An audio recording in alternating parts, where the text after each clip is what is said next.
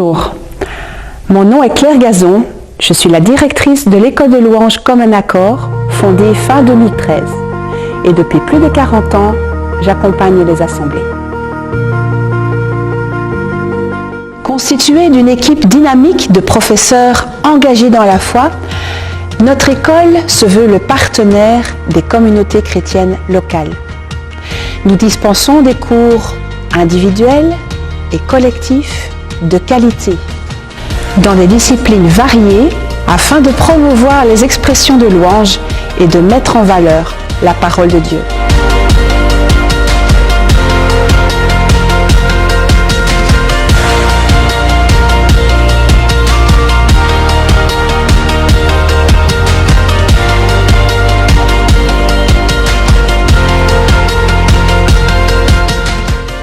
Les cours de Comme un accord m'ont donné plus d'assurance dans mon accompagnement, une meilleure connaissance de mon instrument et de la louange, et j'ai appris à jouer ensemble et à m'adapter en fonction des instruments présents. Nous proposons également des séances de coaching et des ateliers spécifiques, tels que notamment l'atelier de sonorisation, qui permettent aux chrétiens de pouvoir servir Dieu et leur communauté de manière plus efficace.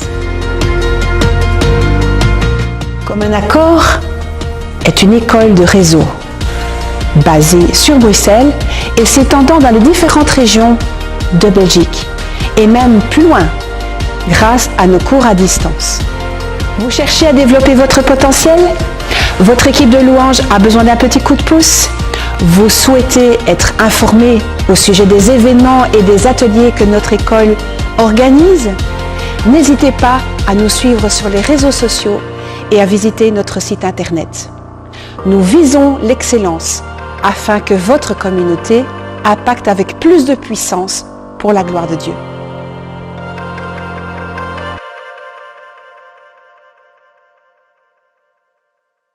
Chers téléspectateurs, eh bien bonjour et bienvenue sur votre chaîne Espoir TV. Notre devise, vous la connaissez, car le meilleur reste à venir. Je suis très heureuse de vous retrouver pour cette émission Rencontre avec. Alors, vous l'avez compris, aujourd'hui, notre émission Rencontre avec sera avec la directrice de l'école de louanges Comme un accord, Claire Gazon, qui a déjà eu l'occasion de se présenter. Nous allons comprendre quelle est la vision, quel est le message, quelle est la mission que le Seigneur lui a donnée au travers de ce merveilleux ministère de louange et d'adoration. Bonjour Claire.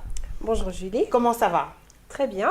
Alors merci d'être là parce que vous nous venez d'un coin de la Belgique qui n'est pas à Bruxelles et donc vous avez parcouru quelques kilomètres pour être là. Merci beaucoup. Alors aujourd'hui on va un peu comprendre qui vous êtes. Bon, on a déjà eu l'occasion de l'entendre au travers de votre introduction, mais vous allez nous expliquer plus amplement quelle est cette mission, quel est le message, quelle est la vision que Dieu vous a donnée au travers de l'école, mais au travers surtout de ce ministère de louange et d'adoration. Alors, avant tout, j'aimerais vous demander une question importante, puisque nous sommes dans Rencontre avec, la rencontre avec le Seigneur Jésus. Comment ça s'est passé? Dites-nous.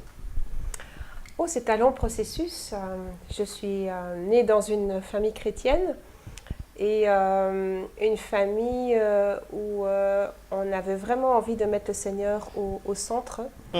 Et j'ai commencé très tôt à fréquenter donc, les églises. Et je veux dire, ma première rencontre avec le Seigneur, c'était vraiment quand j'étais toute petite, où lors des écoles du dimanche, les moniteurs étaient tellement investis par ce qu'ils faisaient, par leur ministère. Ils avaient su communiquer en moi cette passion et la foi de ces grands hommes de la Bible. Alors, ils nous faisaient vraiment voyager avec Daniel dans la fosse aux lions, à travers la mer Rouge avec Moïse. Donc, moi, depuis toute petite, je me dis « Waouh, c'est génial, moi je voudrais bien être une personne comme ça que le Seigneur utilise. » Et donc, au fur et à mesure, quand j'ai grandi, j'ai vraiment eu à cœur de pouvoir servir le Seigneur. Et puis, c'est vers 15 ans que je me suis fait baptiser. Mais je veux dire, il y a un moment où on a les histoires qu'on nous raconte, mais ce n'est pas forcément la sienne. Ouais. Alors, Il faut un vécu. voilà, il y a un vécu. Et c'est bien des années plus tard, quand je me suis trouvée dans des grosses difficultés, c'est là que j'ai commencé vraiment à voir le Seigneur agir personnellement pour moi. Jusque-là, oui, je connaissais le Seigneur, mais c'était le Dieu de la Bible. C'était pas encore vraiment mon Seigneur, c'était pas encore mon Dieu. Et donc, il a fallu un moment où vraiment j'étais pas bien. Et le Seigneur s'est révélé, il a dit « je m'occupe de toi ». Wow. Et donc là, à ce moment-là, les choses ont complètement changé. J'ai changé d'univers, j'ai changé de personnes qui étaient autour de moi. Et donc ma vie a vraiment démarré à partir de ce moment-là. Est-ce que vous aviez déjà une sensibilité musicale depuis cette enfance-là ou bien c'est venu après? Votre rapport avec la louange, avec l'adoration, avec la musique? Alors, mes parents ne sont pas du tout musiciens. Ok. Et papa ne pouvait pas faire de la musique parce que son papa lui avait interdit. Parce qu'à l'époque, apprendre de la musique, ça voulait dire apprendre à jouer d'un instrument dans l'arrière-salle d'un café. Et donc, il ne voulait absolument pas que ses enfants puissent être mis en contact avec l'alcool. Et donc, il a décidé, mes enfants ne feront pas de musique. C'était la seule époque, à cette époque-là, c'était la seule façon d'apprendre un instrument. Ok. Mais mon papa a dit, mais j'aimerais tellement que mes enfants puissent apprendre d'un instrument de musique. Et donc, il a laissé un piano, vous savez, le gros piano avec des bougeoirs, Wow. le gros bahut. Et donc, il avait laissé traîner ça dans sa maison en espérant qu'un jour, un de ses enfants pourrait peut-être jouer. Et en fait, quand je revenais de l'école du dimanche, maman me dit que j'avais à peu près 2 ans. 2 ans, 1, 2. 1, Ok. 2. Donc, Un bébé, quoi. Je grimpais sur le Wow. tabouret pour reproduire à l'oreille les chants qu'on avait appris à l'école du dimanche. Un don, ça c'est un Voilà. don. Oui, c'est un don. Ok, tombé du ciel carrément. Voilà. Parce que 2 ans, jouer du piano, waouh. Oui. Et donc, j'ai dû attendre 7 ans parce qu'on ne pouvait pas faire de la musique avant 7 ans pour commencer à vraiment apprendre la musique dans une académie. Et quoi, c'était... c'est loin, 2 ans quand même, mais est-ce que vous ressentiez les choses? C'était quoi? C'est parce que c'est du domaine vraiment du surnaturel quand même. Oui, bah, disons que j'étais assez impressionnée par le fils du pasteur qui jouait du piano. Mhm. Et donc, pour moi, c'était une punition si on arrivait en retard au culte. Parce Wow. qu'alors, la salle était à peu près pleine et donc je ne pouvais pas me placer de manière à voir le pianiste. Aussi Et donc, jeune? oui, Wow. et donc je voulais vraiment être bien sage et bien regarder comment est-ce qu'il faisait parce qu'à 7 ans d'ailleurs, je me suis dit, j'ai demandé au Seigneur, Seigneur, je voudrais pouvoir jouer comme lui. Et je pensais qu'avec les études à l'académie, eh bien, on pourrait apprendre à jouer comme lui jouait. Ce n'est pas du tout ce qui est arrivé. Wow. Parce qu'il improvisait et je ne savais pas. Et donc, Ok. il improvisait et donc je ne savais pas que vraiment ça allait être petit à petit quelque chose que j'allais développer. Et donc, ça commence depuis vraiment très, très petit. Alors, il y a déjà beaucoup de leçons à tirer par rapport à ce que vous venez de dire.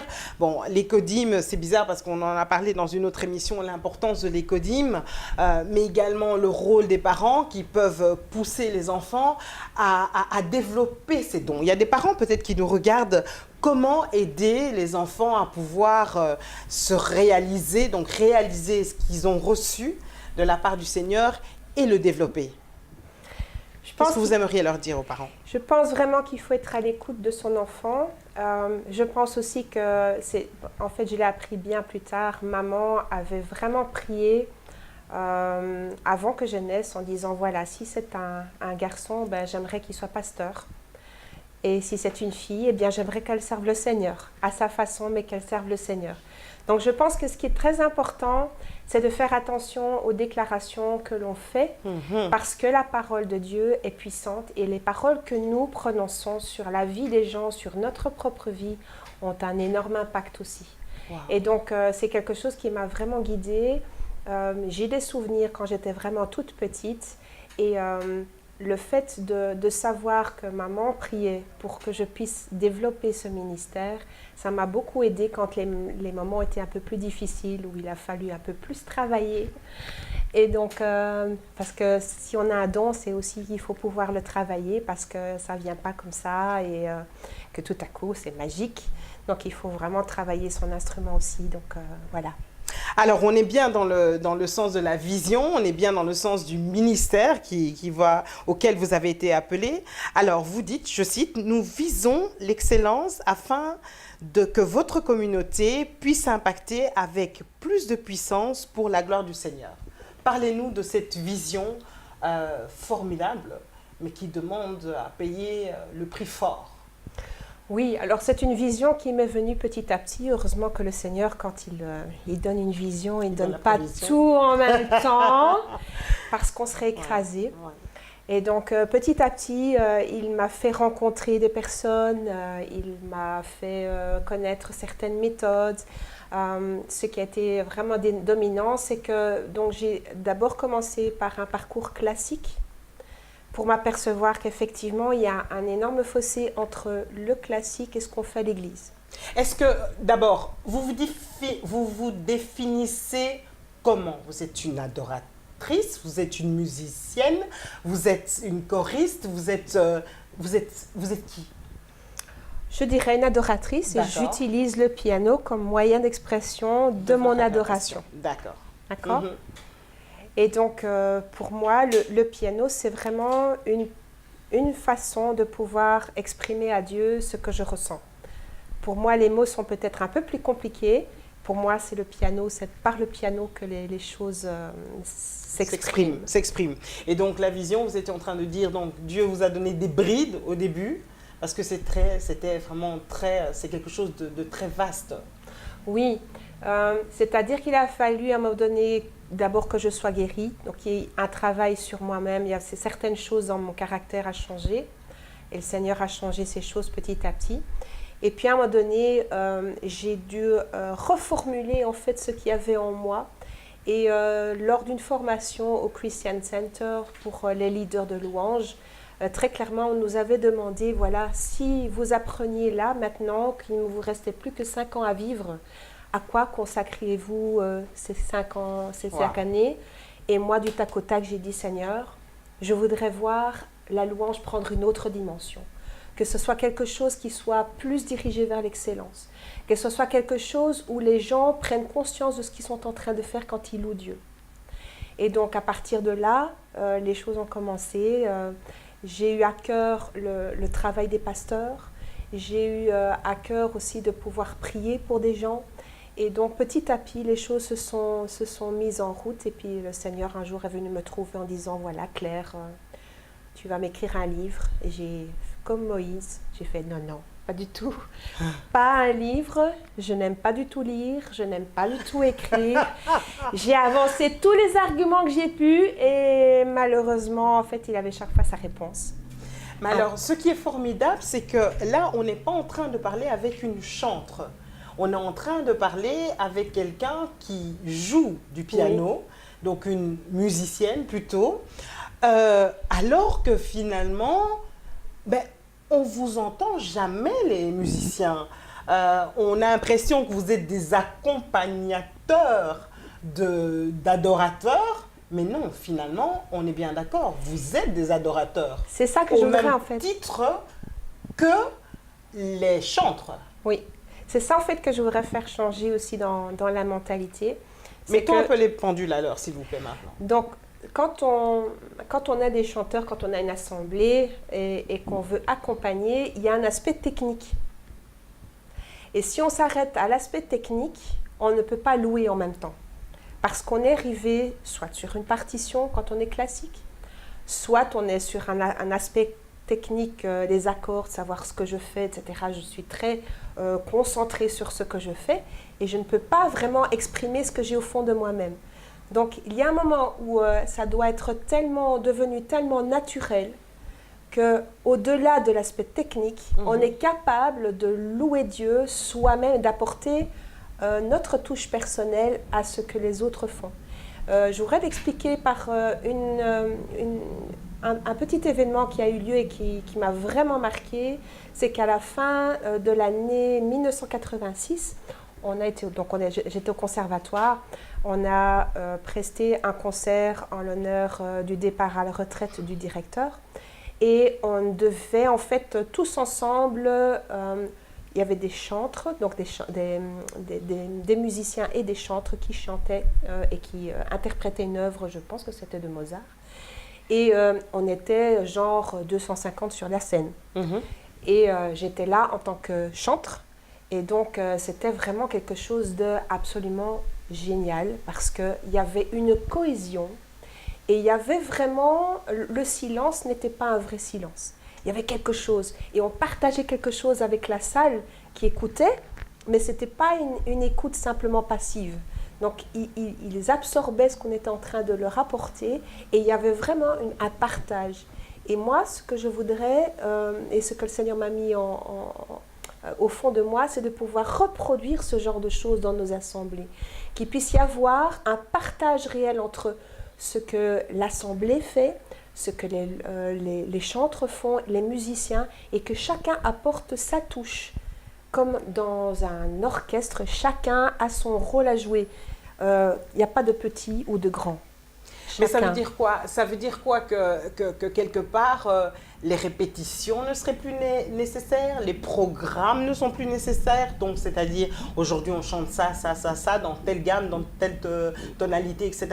Est-ce qu'il faudrait retrouver plus l'improvisation, l'inspiration? Pas du tout. Je pense qu'il y a vraiment une place pour les répétitions. Et c'est ce qui nous manque bien souvent, c'est qu'on zappe ces moments-là. J'ai vu des assemblées où on s'accordait juste 5 minutes avant et on se disait c'est bon. Moi-même, j'ai vécu des expériences où on nous donnait les numéros des chants 5 minutes avant le culte. C'est quelque chose qui nous met nous, musiciens, en état de stress qui nous rend incapables de louer Dieu. Et donc ça, les gens ne comprennent pas nécessairement. Les responsables ne comprennent pas non plus qu'effectivement, les gens qui accompagnent la louange ont besoin de temps, besoin de s'approprier ce qui va être fait pour pouvoir eux-mêmes aussi donner et adorer Dieu avec donc les autres. Donc vous ne jouez pas. Je crois que les gens doivent bien comprendre aujourd'hui que quand vous jouez du piano, oui, certes, mais vous n'êtes pas là uniquement pour jouer du piano, vous êtes là pour adorer. Absolument. Ce que vous faites tous les dimanches, c'est adorer au travers de votre piano. Absolument. Waouh! Donc ça veut dire aussi qu'on tient compte, et c'est ce qu'on apprend à nos élèves, on tient compte du moment dans lequel prend place le moment où on joue, des paroles aussi du chant. Donc en fonction de l'atmosphère, en fonction des paroles, si on a parfois des chants qui ont 3 ou 4 strophes, on ne va pas les jouer de la même façon. Donc il y a quelque chose qui est construit. Et donc c'est quelque chose qui est vraiment, qui doit être travaillé. Et faire les choses au petit bonheur à la chance, c'est quelque chose qui ne fonctionne pas. Alors l'improvisation, ce n'est pas faire vite. L'improvisation demande de l'expérience. L'expérience également. Oui. Mais donc ça veut dire que c'est l'harmonie parfaite entre tous les musiciens, donc le pianiste, le bassiste, le guitariste, etc., entre les chantres et les musiciens, et puis avec le peuple de Dieu, donc sentir vraiment le moment où on est. Alors, pour arriver à ce genre d'harmonie, qu'est-ce qui est important? Qu'est-ce qu'il faut absolument pour en arriver là? Et là, je vous demande de parler aux serviteurs de Dieu. Qu'est-ce qu'il faut pour que ce genre de moment puisse être créé dans l'Église? Mais je pense que c'est simple, il faut vraiment l'unité. D'accord. Et l'unité autour de Jésus. Si on n'est pas unis vers un même point, on ne peut pas se rassembler. On ne peut pas être à l'écoute les uns des autres. Donc l'important, c'est que, en fait, le Saint-Esprit puisse vraiment travailler dans chacun des cœurs. Et s'il travaille dans chacun des cœurs, forcément, il y a quelque chose qui se passe. Mais pour ça, il faut que chacun soit à l'écoute des autres, à l'écoute de Dieu, et aussi quelque chose de fort important, puisse louer le Seigneur personnellement, chez lui à la maison. La louange, ce n'est pas venir à l'église et chanter le programme qui est prévu. La louange, c'est féliciter Dieu. C'est pouvoir lui dire tout ce qu'on a comme amour vis-à-vis de lui. C'est pouvoir le remercier pour ce qu'il est. Et ça se vit au quotidien.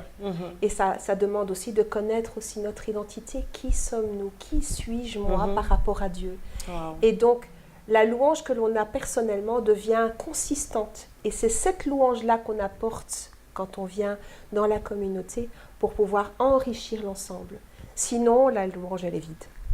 Alors, apporter une certaine excellence pour que la communauté puisse impacter avec plus de puissance. Votre constat, est-ce qu'il serait que l'Église a perdu de la puissance par rapport justement à la question de la louange et l'adoration? Quel est votre constat? Perdu peut-être un peu de puissance, oui, certainement, mais certainement qu'on n'a pas une bonne compréhension qu'on a un Dieu d'excellence. On a un Dieu d'excellence et on ne peut pas faire de l'à peu près pour un Dieu d'excellence.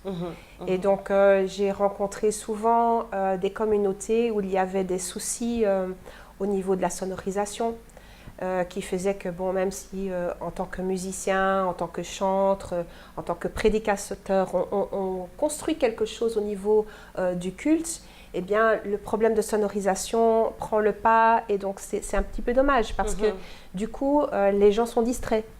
Et donc, ça veut dire qu'ils ne sont pas vraiment focalisés sur Dieu, sur le message. Et donc, je trouve ça dommage. Donc, l'aspect technique qui est négligé, en fait. Oui. Et puis, au niveau aussi des musiciens, il y a des musiciens qui négligent peut-être de travailler leur instrument à la maison. Et donc qui arrivent en retard ou qui arrivent juste à la dernière minute. Et ça prend du temps quand même de pouvoir se mettre dans la présence du Seigneur avant de commencer le culte ou avant de commencer la prédication, la répétition. Et donc il est important de vraiment avoir ce cœur d'adorateur et on ne peut pas le faire à moitié. Alors de là est né comme un accord. Qui est la mission. Le message que vous voulez, avant de rentrer dans le détail de la mission et de l'école, quel est le message que vous voulez absolument faire passer, que Dieu vous a demandé de faire passer à l'Église? Et pas seulement à l'Église, à tout le monde. Quel est ce message-là? Oui, mais surtout à l'Église avec un grand E. C'est que l'Église, en fait, est constituée de communautés et chacune a son importance. Et chacune a quelque chose à apporter. Chaque personne de la communauté a quelque chose à apporter. Et je me rends compte qu'ici en Belgique, on a perdu beaucoup de puissance dans notre témoignage et dans ce que nous faisons parce que les gens et les communautés travaillent pour elles-mêmes. Et donc, la vision que le Seigneur m'a donnée, il a dit, voilà, les gens, en fait, les communautés, elles ont un potentiel. Mais elles ne l'utilisent pas pour ma gloire, c'est-à-dire tous ensemble. Et donc, on a des personnes qui sont riches d'un don, qui pourraient bénir plein de communautés autour d'elles, et elles ne le font pas pour différentes raisons. Mais la vision, c'est construisons un réseau afin que la louange puisse avoir beaucoup plus d'impact. Et le réseau va être construit par chacun. Donc, ce que nous cherchons, ce sont des gens qui veulent mettre leurs dons, les dons qu'ils ont reçus du Seigneur, au service des autres. Et que ce soit au niveau de la louange, que ce soit au niveau de la sonorisation, que de la projection, je pense que chacun a vraiment un rôle important à jouer et le faire avec excellence demande aussi de la formation.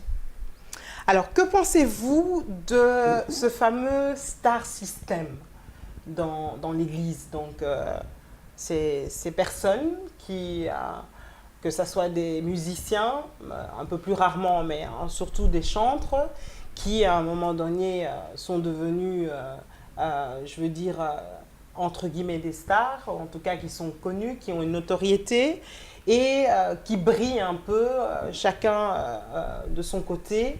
Qu'est-ce que vous en pensez? Est-ce que ça aide par rapport à cette vision, à ce message que vous voulez faire passer? Est-ce que c'est bon pour la communauté? Est-ce que ça donne plus d'impact justement à la louange, à l'adoration? Qu'est-ce que vous en pensez un peu de ça? Mais je pense que si ces personnes-là travaillent dans le domaine de l'évangélisation, ça peut impacter. Maintenant, le danger que moi je vois, c'est surtout que les gens se focalisent sur une personnalité. Au lieu de se focaliser sur la personnalité de Jésus, on se focalise sur un talent d'une personne ou d'un groupe.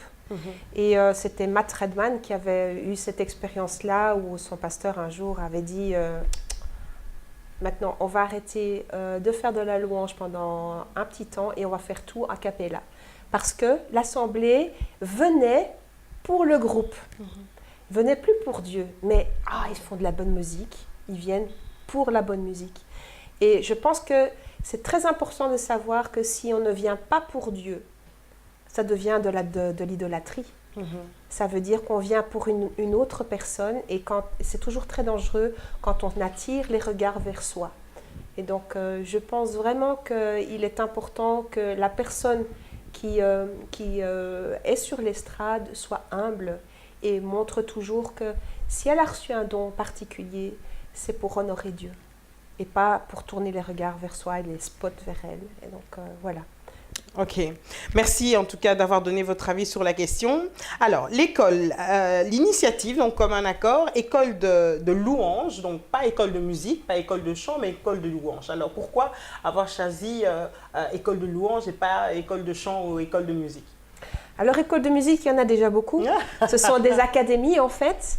Et en fait, ce que nous faisons, ce n'est pas la même chose qu'elles. Donc, je ne dis pas que les académies ne sont pas bonnes. Les académies, elles ont leur rôle.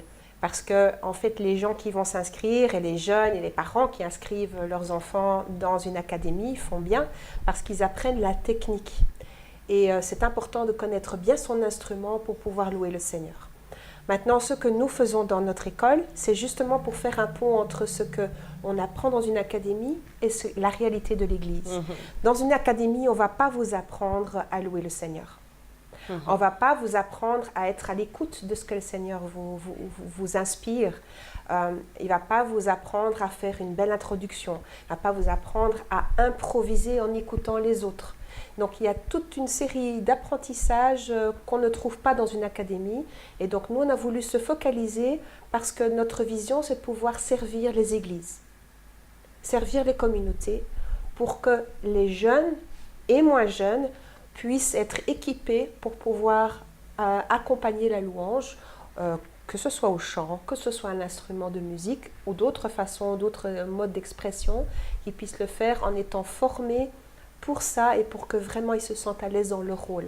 Donc il y a quand même la notion de formation qui est importante. Donc vous êtes pour les gens qui apprennent tout de même à jouer un instrument. Parce qu'on voit beaucoup aujourd'hui, en tout cas quelques-uns qui sont doués et donc qui improvisent. Je vais donner le cas de mon fils.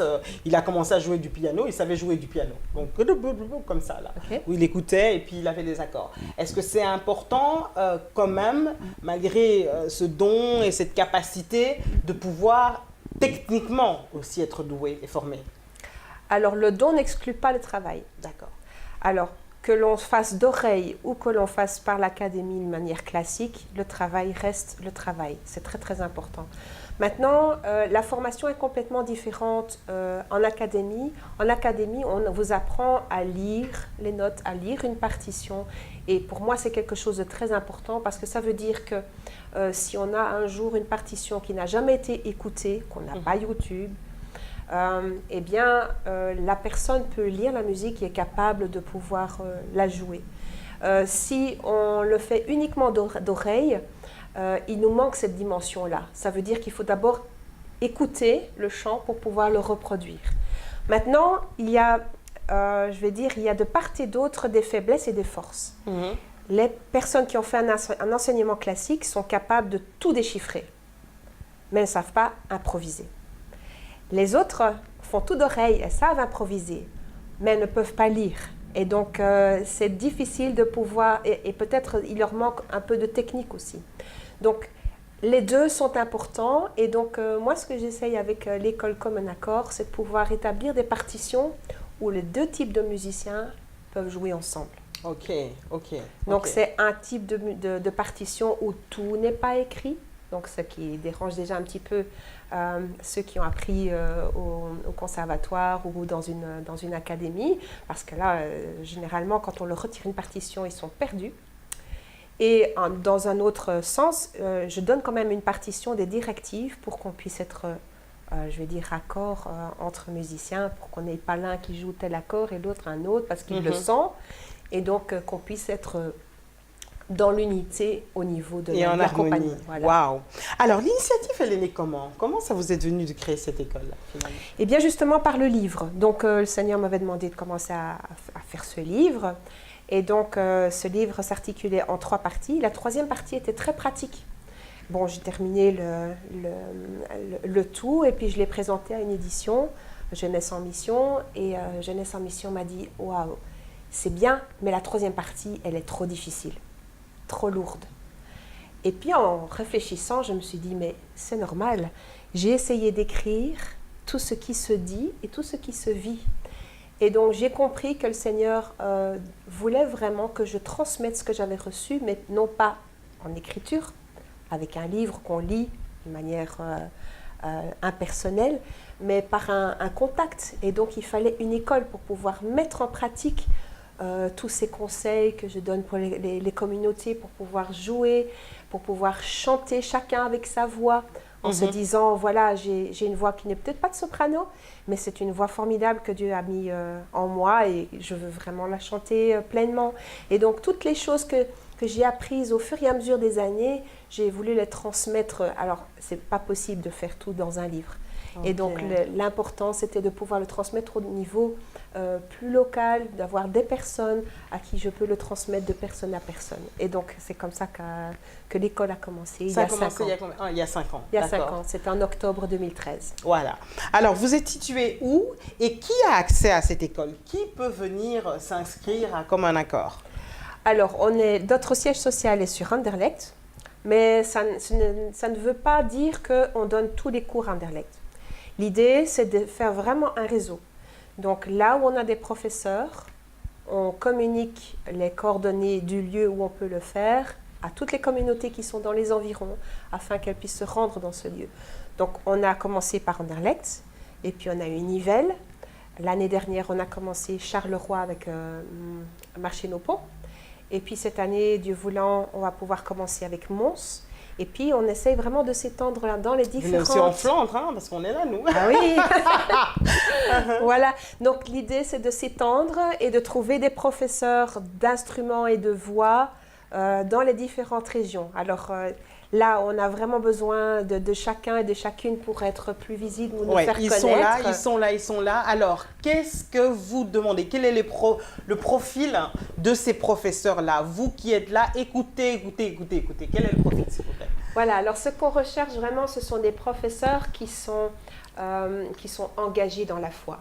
Des professeurs qui ne sont pas forcément diplômés de conservatoires royaux, mais qui ont à cœur la louange, qui sont impliqués au niveau local dans la louange, qui ont aussi le sens de la transmission, de la pédagogie, et qui sont capables de pouvoir enseigner à des enfants comme à des adultes de différents niveaux. Donc voilà, si vous avez vraiment à cœur de pouvoir transmettre le don que vous avez reçu et que vous êtes musicien, n'hésitez pas à le faire savoir. Alors nous serons ravis de vous accueillir dans notre équipe pédagogique. Et voilà, c'est peut-être le début d'une grande aventure. Alors cette aventure, elle n'est pas gratuite, elle demande énormément de moyens. Vous êtes une ASBL, donc l'école est une ASBL, donc l'école chrétienne d'art de la louange. Les moyens, vous faites comment pour vous en sortir et de quoi avez-vous besoin pour aller plus loin? Alors jusqu'à présent, en fait, on a fait un pas de foi en se disant, voilà, on veut vraiment que ces formations puissent bénir un maximum de personnes, que ce soit des enfants, que ce soit des adultes. Et on voit l'impact que ça a sur ces élèves-là et on se dit vraiment, on voudrait qu'il y en ait plus. La réalité, c'est que ça nous coûte en fait en frais l'équivalent d'à peu près 1100 € par élève, par an.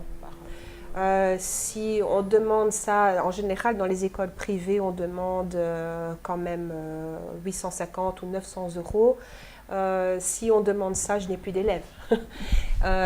Peu de gens peuvent se permettre ce genre de choses. Or, nous, on veut vraiment bénir les assemblées. Donc, nous, on a fait le pas de foi de mettre le Minerval à 399 euros Waouh. pour une année à raison d'1 heure par Divisé par semaine. 3 quand même, hein. Waouh. Ok. Voilà. Magnifique. Donc, de notre côté, maintenant, on essaie de trouver d'autres façons de pouvoir combler le manque à gagner, je dirais. On cherche des sponsors, on cherche des gens qui nous soutiennent. On voudrait vraiment que des églises puissent aussi nous soutenir. Maintenant, moi, j'ai fait le pas de foi il y a 3 ans de travailler à temps plein là-dedans parce qu'il y a vraiment énormément de travail. Il faut savoir qu'on donne aussi des formations et le projet ne cesse de se développer. Et donc, j'ai vraiment besoin de passer du temps dans la prière, dans la louange et d'aller voir des personnes, de parler du projet. Et donc, voilà, depuis 3 ans, moi, je travaille à temps plein là-dedans et ça me bénit énormément. Mais le salaire est très difficile à supporter pour une ASBL, donc qui n'a pas de but lucratif. Mais l'idée, c'est que ce qu'on reçoit est là pour bénir. Donc, plus on reçoit, plus on peut bénir. Et donc, ce qu'on aurait besoin, c'est du soutien. Du soutien de la part de personnes, d'individus, de soutien de la part d'églises. S'il y a des personnes qui ont à cœur de nous rejoindre aussi au niveau de notre équipe, parce que c'est quand même une grosse vision, si elles ont envie de nous rejoindre au niveau de l'équipe de prière, de l'équipe administrative, d'être bénévole, eh bien, on est ouvert. Et vraiment, tout ce que vous pourrez nous apporter, ce n'est pas pour nous, c'est vraiment pour pouvoir bénir les autres. Alors, pour l'instant, les étudiants sont au nombre de combien ? Vous avez combien d'élèves pour l'instant ? Alors, on a terminé notre année avec 29 élèves. Wow, on avait commencé avec 5 il y a 4 ans. Et donc, ça se développe. Maintenant, cette année, on va ouvrir de nouvelles opportunités avec des cours collectifs. Et alors là, je voudrais faire appel aussi à des musiciens. Je me suis rendu compte que dans les assemblées, il y a des musiciens qui ont fait de la musique pendant quelques années, pensant pouvoir rejoindre un jour une équipe de louanges et qui n'ont pas pu le faire. Soit parce qu'elles ont un instrument qui n'est pas évident. Si on joue du saxophone, on joue de la clarinette, c'est pas toujours évident de se joindre à un jour. De la harpe, voilà. Et donc, je trouvais ça vraiment dommage. Le Seigneur a vraiment pourvu chacun avec des dons et ce que je voudrais vraiment cette année, c'est appeler les musiciens qui ont vraiment à cœur de jouer avec leur instrument pour le Seigneur, de venir nous rejoindre. On va faire un orchestre avec les gens qui ont des niveaux techniques différents, c'est pas grave. On va apprendre à louer le Seigneur ensemble par de l'improvisation. Moi, je ferai aussi des partitions qui sont adaptées au niveau de chacun, de manière à ce qu'on puisse vraiment organiser des temps forts pour le Seigneur et que chacun s'y retrouve dans ce qu'il a appris, que ce ne soit pas des instruments qui prennent la poussière sur les étagères. Alors, vous avez dit apprendre aux jeunes et aux moins jeunes. Alors, moi, je fais partie des moins jeunes et j'ai une frustration dans ma vie, c'est que j'aurais aimé pouvoir jouer du piano et j'ai jamais eu l'occasion. Est-ce que c'est encore possible, dites-moi? Bien sûr. J'ai un peu plus de 20 ans, hein, quand même. C'est toujours possible? Les plus âgés de mes élèves avaient 70 ans. Ok. Donc voilà. Alléluia. Et j'ai des communautés où il n'y avait pas de pianiste et j'ai encore une élève cette année qui a appris avec moi donc, au piano et qui progresse super bien. Et donc il y a moyen d'encore apprendre. Oui, bien sûr. Waouh. Bien sûr. Et alors nous apprenons ce qu'on appelait le solfège, qui était assez rébarbatif. J'ai fouillé, je vous voilà, j'avoue, aujourd'hui, je l'avoue, voilà. J'ai fouillé, c'était pas possible. Et donc, bon, le solfège, on l'apprend au fur et à mesure des besoins que l'on rencontre avec les partitions et au niveau technique. Mais le solfège peut s'apprendre d'une manière beaucoup plus ludique aussi. Le Seigneur m'a permis de bénéficier de formations pédagogiques vraiment extra que je voudrais pouvoir partager aussi. Et qui sont vraiment très actives et qui peuvent vraiment développer les dons. Alors, la mission de tout ça, dites-nous un peu. Donc, il y a l'école. Est-ce qu'il y a des événements que vous désirez également organiser? Est-ce qu'il y aura des concerts à l'avenir? Parlez-nous un peu de la mission de Comme un accord et la mission de la directrice Claire Gazon en particulier. Alors, ma mission, c'est vraiment de faire, de rendre visible notre école et de vraiment répondre aux besoins. Donc, on va continuer les cours collectifs, les cours individuels. On va avoir du coaching aussi. On peut donner du coaching dans les assemblées, dans les communautés. Là où il y a une équipe de louanges qui a envie de progresser, qui ne sait pas très bien comment, qui a besoin de conseils, eh bien, on se déplace et on propose des coachings. On aura aussi des événements, des concerts. On participera déjà au Gospel Festival de Tubize qui aura lieu le 7 septembre. On sera là, on aura un stand. Nous aurons l'occasion de faire un culte-concert avec Johan Salvat qui sera là au Gospel Festival et qui viendra pour nous aussi évangéliser les personnes qui ne connaissent pas Dieu par le moyen de la musique et des chants qu'il fait. Nous aurons d'autres concerts.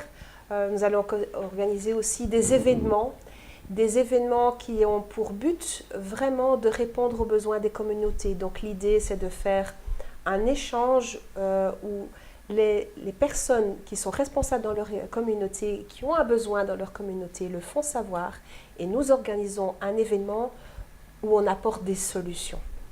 Et donc, voilà, il y a plein de choses. On va certainement aussi être présent pour donner un camp musical pour l'Ascension. Donc, il y a plein de choses qui sont en train de se réaliser. Et voilà.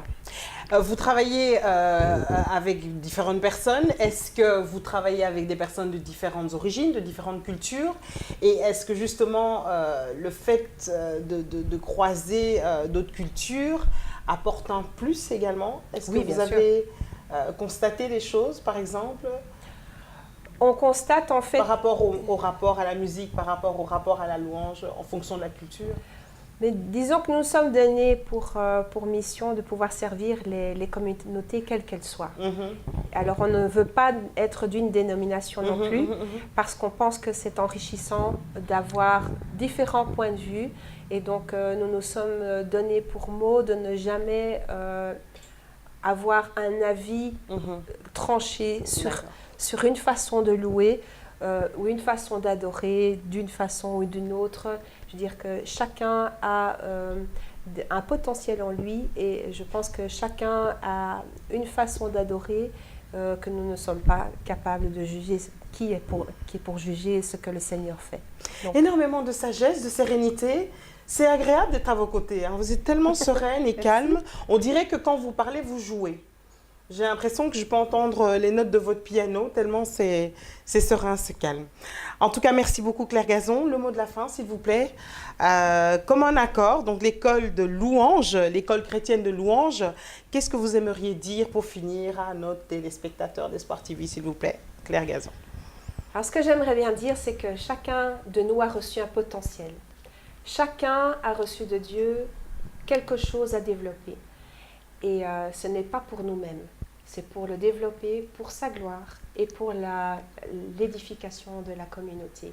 De la communauté avec un grand C aussi.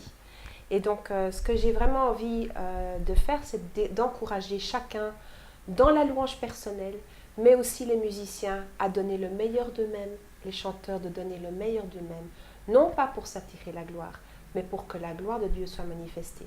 Je suis convaincue qu'avec de la formation, de manière continue, on peut arriver à un résultat qui impressionne les gens qui ne connaissent pas Dieu et que le nom de Dieu peut être vraiment peut impacter par la façon dont nous le louons.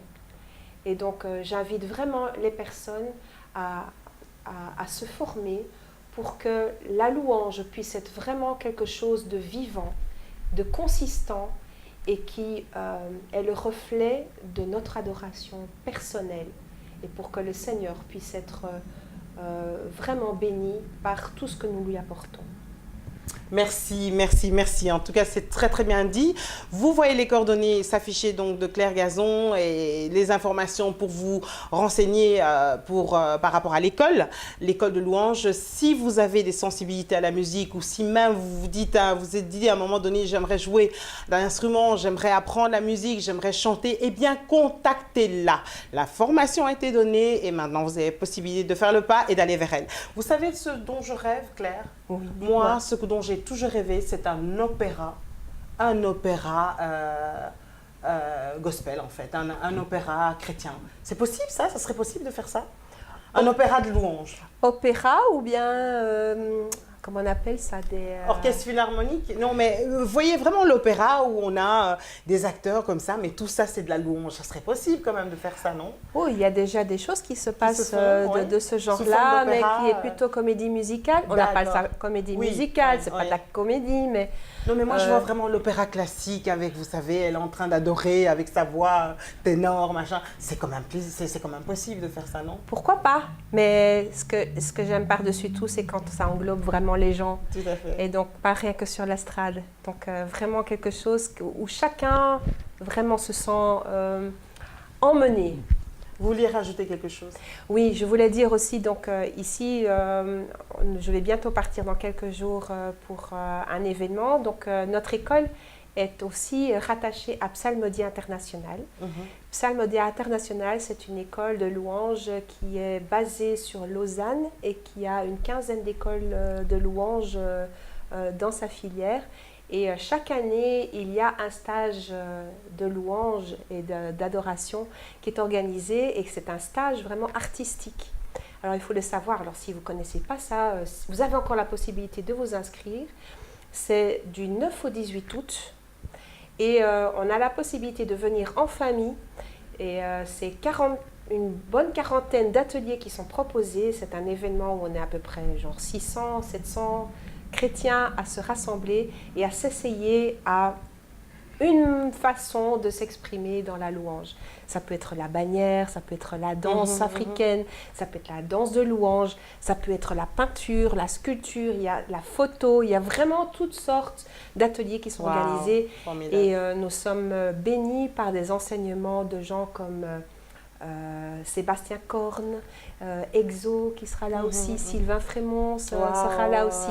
Donc vraiment, si vous avez vraiment à cœur la louange et l'adoration, ne ratez pas, et c'est d'année en année, donc réservez déjà, si vous ne pouvez pas le faire pour cette année, l'année prochaine, prenez déjà vos agendas et inscrivez-vous parce que ça vaut vraiment la peine. Merci, en tout cas le message est passé. Voilà, en tout cas merci beaucoup Claire Gazon et très très bonne continuation à Comme un accord ainsi qu'à toute votre équipe. Merci. Que vous alliez de gloire en gloire afin de nous aider à avoir plus de puissance dans nos communautés. Voilà, l'émission Rencontre avec Claire Gazon est terminée. N'oubliez pas de la contacter. Je remercie à la technique 3xW, Pellicule Vision et je vous retrouve très très très bientôt sur le plateau d'une autre émission en attendant que Dieu reste notre priorité. Bye bye. Au revoir.